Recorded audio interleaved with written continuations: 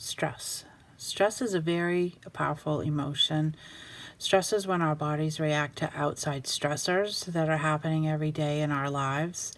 Stressors can also be caused by more traumatic experiences, like the loss of a loved one, or a natural disaster, or a divorce. The effects that stress have on our bodies might be surprising to you. First, our nervous system is stimulated. Our bodies release hormones in excessive quantities like cortisol. This is known as the stress hormone, which releases sugar into our bloodstream. Then our blood pressure and blood sugar levels rise in our bodies, and then our bodies try to adapt to the stress and go back to normal functioning. Once our bodies have said enough is enough, we reach exhaustion. All of our energy is depleted, our tolerance to stress decreases, and we become mentally and physically exhausted. Stress has a serious impact on our health and our hearts. Stress is one of the leading causes of heart disease. Blood pressure and heart rate from high levels of stress levels over a long period of time can cause damage to the heart, the blood vessels, which increase our risk for high blood pressure, heart attack, heart disease, heart failure, and even stroke. Stress also impacts our mood and behavior and has negative effects on our nervous system. Some other effects of the body from stress are chest pains, headaches, fatigue, trouble sleeping, muscle tension. Our moods are also impacted, and it can make us just irritable and depressed and angry. So it just has a horrible negative impact on everything, every aspect of our life, physical, mental, our well-being. Some common terms I wanted to talk about related to stress. Optimism. That's when you expect a positive result and out of a situation. You're kind of the glass is half full type of person. Self-efficacy. This is when you actually have faith in your own ability to obtain a positive result from a situation. Hardiness. That's when you tend to have more positive outlook on life and take action, and you have a good network and support system in place around you, and you utilize good coping skills. People who demonstrate this quality tend to be healthier and take good care of themselves. Now, there's something called the fight or flight response. This means either confronting the threat or the stressor, whatever it may be. You take it head on and take control of it, or you run away, the flight. You run away for your own safety. And then there's the tend and befriend response. This response describes people who have a safety net around them and resources around them to talk about their feelings and their issues. So why is it important for us to manage stress? Well, as we discussed previously, it leads to serious health problems if we don't, which then can lower just our overall quality of life, happiness, and our well-being. So I wanted to talk a little bit about some specific kinds of stress that arise in my job. I have a very stressful job. I work in human services. I manage 2 group homes with 10 people who have very challenging physical and behavioral needs. And I also supervise about 30 plus people. There are never 2 days that are alike in my job, which I actually like. That's not a stressor for me. I actually do like that. But it can be stressful for some people. It's never boring, but it is stressful. People call out of work all the time. I also am part of a team that we have a total of about 15 homes. So when there's a call out in one home, we're always juggling people, which can be very stressful. Another stressor too is clients that might have serious medical needs. You need to drop everything and go to the hospital with them when you're supposed to be at a critical meeting that your boss needs you at to talk about something, or just to be present, or a team meeting that you need to be at, but you can't because you have to be at the hospital with somebody.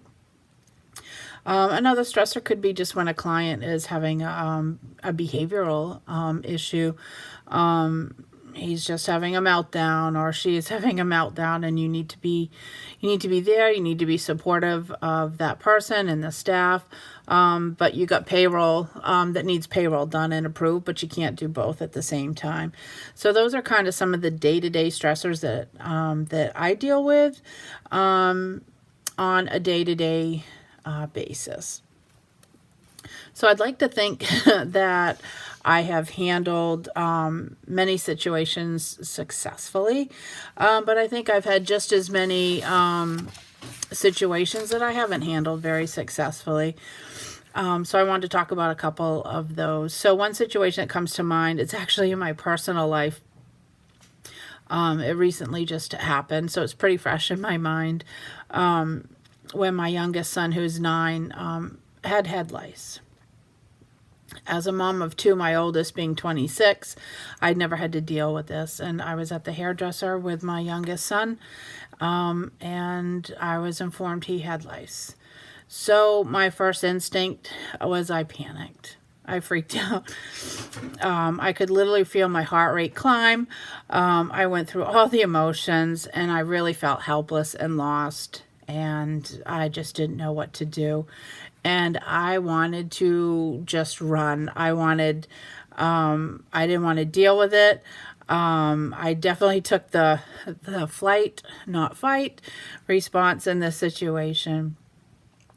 I usually think I'm a pretty optimistic person and positive, but I was not in this situation. In fact, I thought all hope was lost. We would have to move and just pack up and run because of these little bugs. And I was pretty, I wasn't positive that this was going to be a good outcome. It was just, it was doom and gloom. It was pretty bad.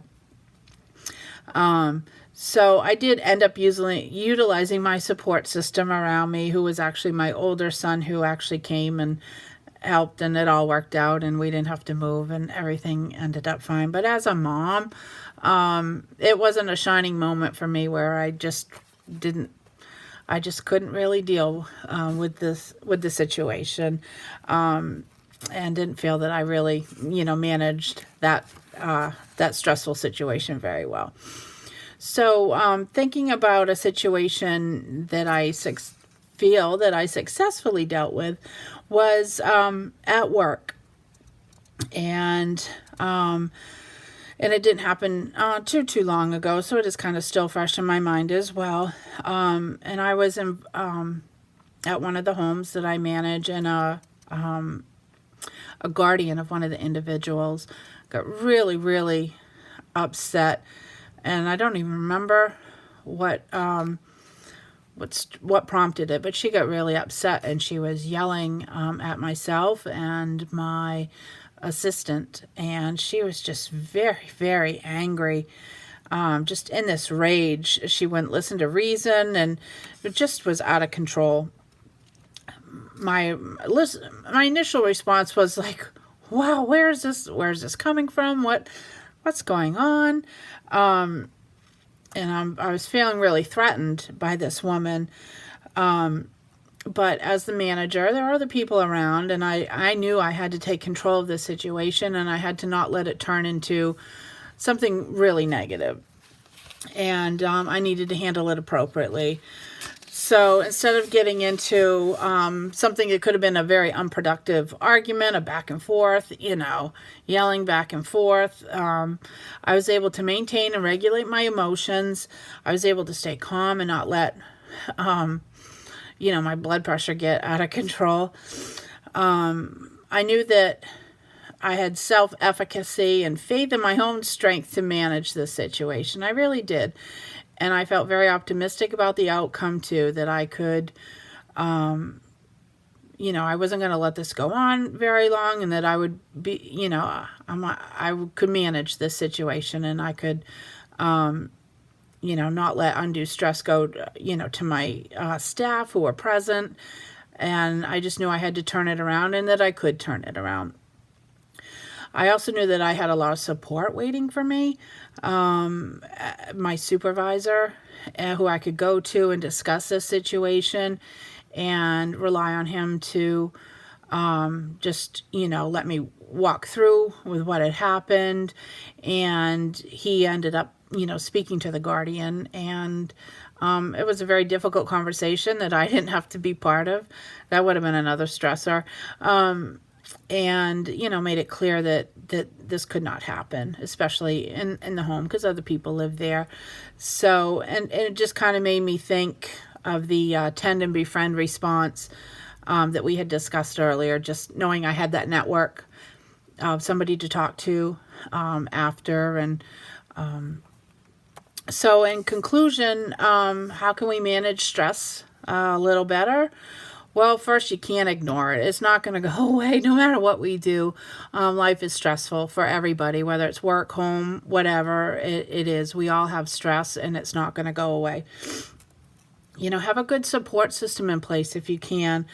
Reach out if you don't, if you don't have a good network, try and find support somehow, anyhow. And if you can't find that support, write things down, try and write your emotions, get them out that way.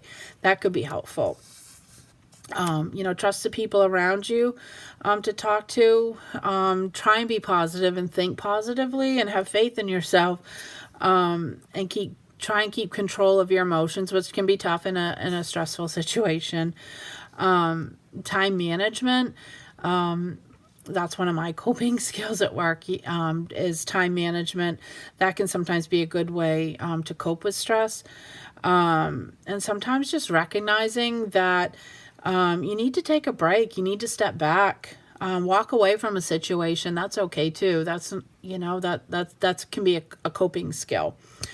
Keep things bottled up. Don't do that, and that's, where maybe writing things down might be a good way to get them out. I know sometimes I do that, write things down before I can go, to my supervisor and get it all out, so it's not bottled up inside. So, well, thank you for listening.